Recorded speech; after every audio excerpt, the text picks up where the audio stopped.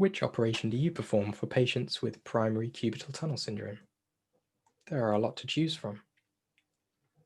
To date, the literature has been unable to elucidate which operation is best, principally due to the limitations of conventional pairwise meta-analysis, where quite literally you can only compare two things at a time.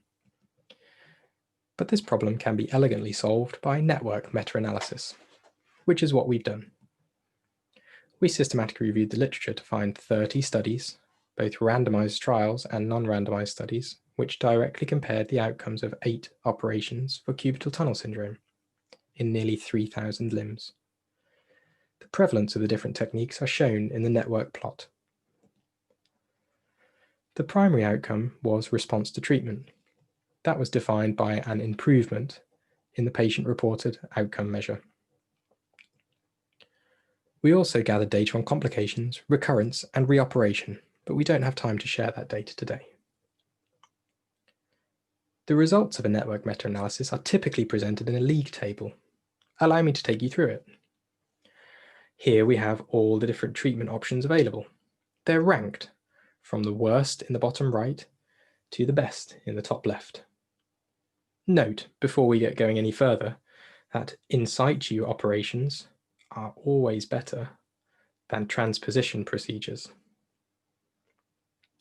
In each cell of the table, we see a comparison in the risk of improving, or the probability of improving. Take any given 2 techniques, you can see what the probability difference is.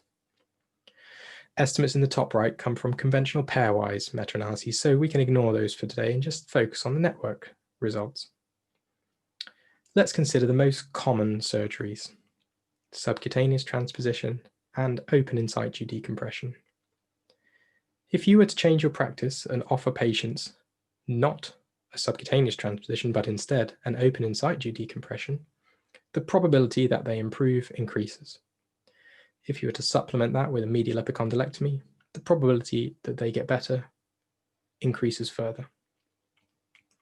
Right now I hear lots of you shouting at your screens, but the confidence interval crosses 1, it's not significant. That is not valid in network meta-analysis. Neither are traditional p-values, for reasons that I cannot explain today. So I entreat you to consider 2 things: the rank efficacy of the different treatments as defined by their p-score, and the point estimates of how much better or worse they are than another operation, because this is the best guess on average at a population scale how much better or worse they are. There was a running theme through all of the secondary outcome measures as well, that open in-situ decompression was better and safer. If you'd like to read more or scrutinize the raw data yourself, then it's all available open source, published in JAMA. Thank you so much for listening.